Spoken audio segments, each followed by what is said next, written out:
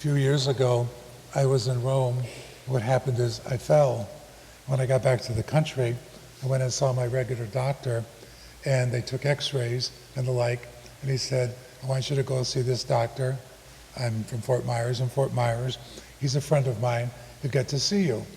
Anyway, because it looks like you're going to need surgery on your shoulder. So anyway, I stopped by, went to see the doctor just to drop off my paperwork and to make an appointment. Well, he wanted to see me right then and there. So I'm in the waiting room, in his little cubicle rather, little room there, and he comes in. So he says, tell me, Arnold, how did it happen? I says, well, I was in Rome. I says, on my way to the Vatican. I says, and if you've been to Rome, you know there's a lot of sidewalks are cobblestones. Well, cobblestones were missing along the Tiber River. I wasn't paying attention. I tripped and fell. He says, you were on your way to the Vatican? I says, yes. I says, for an audience with the Holy Father. He says, yeah, right. I was dressed casual, shorts and t-shirt, right? So he didn't know who I was.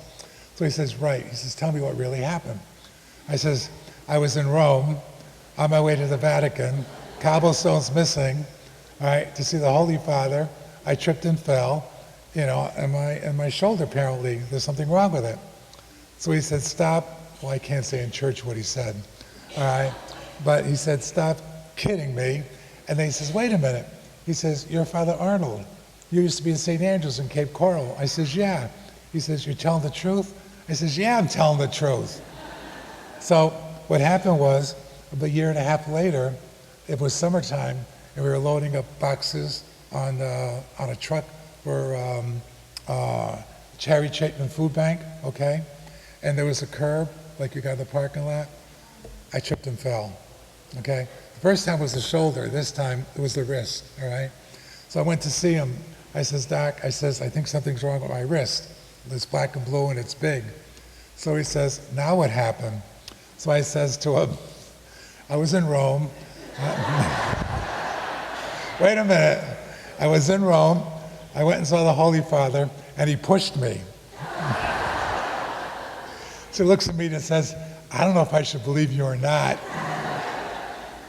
All right? Well, of course, Doc had a problem with belief. We take a look in today's gospel, and there was no problem with belief. You see, Jairus, he believes that Jesus can help his daughter. The woman who is hemorrhaging, she believes that Jesus can cure her. All right? There's no question at all. Now, I was reading a couple weeks ago about Tom Dorsey. All right? He wrote the song Precious Lord. All right? It's perhaps one of the most famous gospel songs. But looking at him, I never knew this stuff. They said he's the architect of gospel music. And of course, his music crosses all kinds of lines regarding denominations. Protestants, everybody is very popular.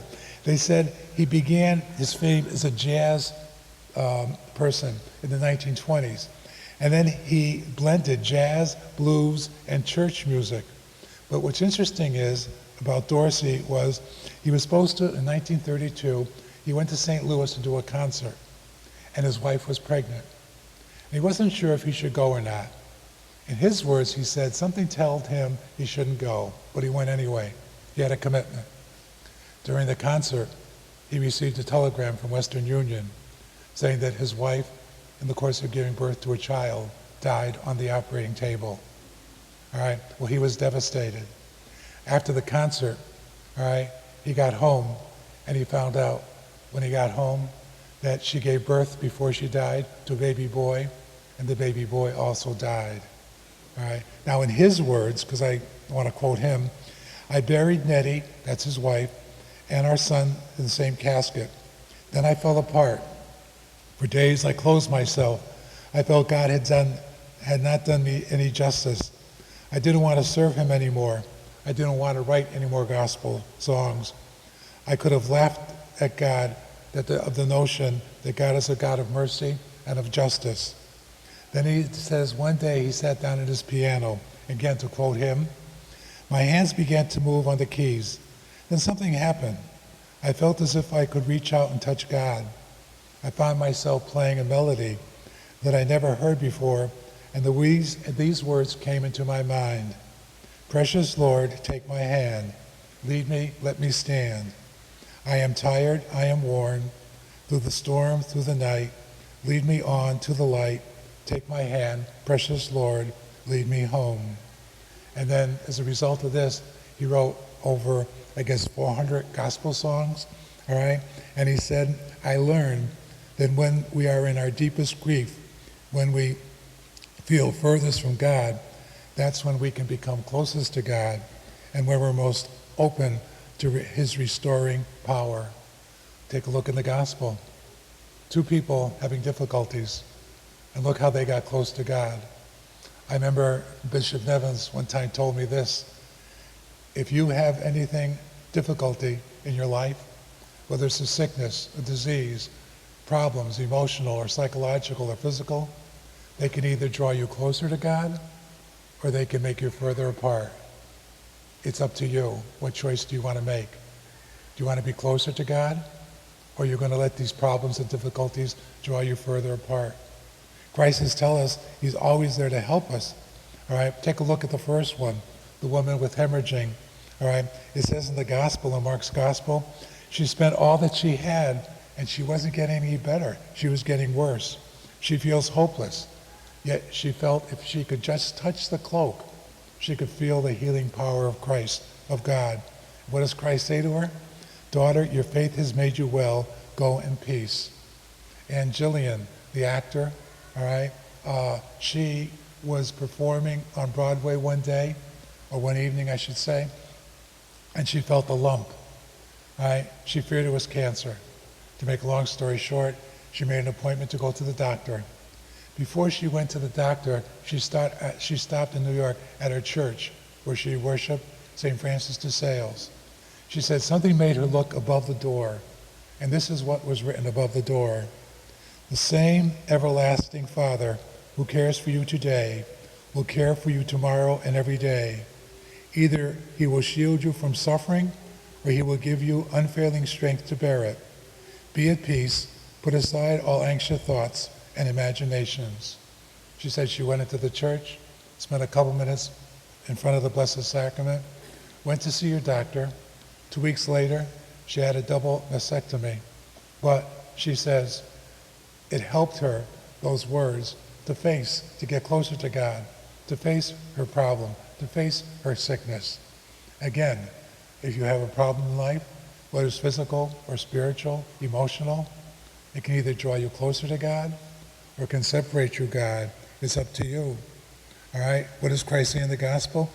Daughter, your faith has made you well. Go in peace. She's been an inspired, and Jillian, to countless people. I mean, just stop and think of something from your life. Do you have a problem? Or did you, I should say, let's talk about the past. Did you have a problem or difficulty?